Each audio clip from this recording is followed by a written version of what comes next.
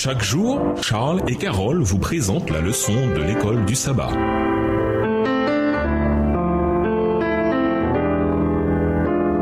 Bienvenue à votre émission. Dieu nous parle. Nous voilà la leçon de lundi, l'ange de l'Éternel. L'ange de l'Éternel apparut à Moïse dans des flammes de feu au milieu d'un buisson. Exode 3, verset 2, version second 21. C'est le Seigneur Jésus lui-même qui parla à Moïse du milieu du buisson. Exode 3, verset 4. Ne soyez pas troublés par le titre ange de l'Éternel comme description de Jésus-Christ. Le terme ange signifie simplement messager, en hébreu malak. Et c'est toujours le contexte qui détermine s'il est humain ou divin. Malachie 3, le verset 1. Il y a de nombreux exemples dans la Bible où l'ange de l'Éternel fait référence à la personne divine. Étudiez par exemple Genèse 22, les versets 11 et 15 à 18, Genèse 31, les versets 3, 11 et 13, Juge 2, les versets 1 et 2, Juge 6, les versets 11 à 22 et Zacharie 3, les versets 1 et 2. Cet ange de l'Éternel parle non seulement au nom de l'Éternel, mais il est l'Éternel lui-même. Jésus est le messager de Dieu pour nous communiquer la parole du Père. Lisons Exode 3, les versets 7 à 12. Quelle est la raison qui a poussé Dieu à intervenir en faveur des Israélites esclaves en Égypte? Exode 3, les versets 7 à 12. L'Éternel dit: J'ai vu la souffrance de mon peuple qui est en Égypte et j'ai entendu les cris que lui font pousser ses oppresseurs, car je connais ses douleurs. Je suis descendu pour le délivrer de la main des Égyptiens et pour le faire monter de ce pays, dans un bon et vaste pays, dans un pays où coule le lait et le miel, dans les lieux qu'habitent les Cananéens, les Héthiens, les Amoréens, les Phérésiens, les Éviens et les Jébusiens. Voici les cris d'Israël sont venus jusqu'à moi, et j'ai vu l'oppression que leur font souffrir les Égyptiens. Verset 10. Maintenant, va, je t'enverrai auprès de Pharaon, et tu feras sortir d'Égypte mon peuple, les enfants d'Israël. Moïse dit à Dieu: Qui suis-je pour aller vers Pharaon et pour faire sortir d'Égypte les enfants d'Israël? Dieu dit: Je serai avec toi, et ceci sera pour toi le signe que c'est moi qui t'envoie. Quand tu auras fait sortir d'Égypte le peuple, vous servirez Dieu sur cette montagne. La souffrance du peuple de Dieu en Égypte est décrite comme un gémissement et un appel à l'aide. Dieu entendit leurs cris et s'en préoccupa. Exode 2, les versets 23 à 25. Il les appela mon peuple. Exode 3, le verset 7. Dès avant le Sinaï et la ratification de l'alliance, ils étaient son peuple et il les ferait prospérer s'ils obéissaient et habiter là, dans le pays de Canaan, comme il l'avait promis à leur père. Dieu dit à Moïse qu'il envoyait vers le Pharaon pour une mission précise. Maintenant, va, je t'envoie auprès du Pharaon. Fais sortir d'Égypte mon peuple, les Israélites. Exode 3, verset 10. À nouveau, Dieu les appelle mon peuple.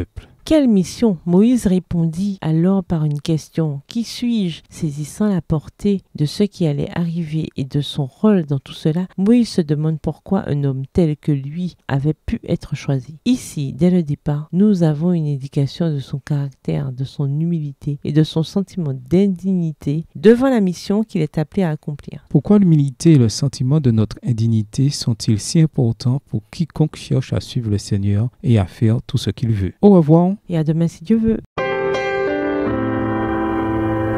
Dieu nous parle. Chaque jour, Charles et Carole vous présentent la leçon de l'école du sabbat.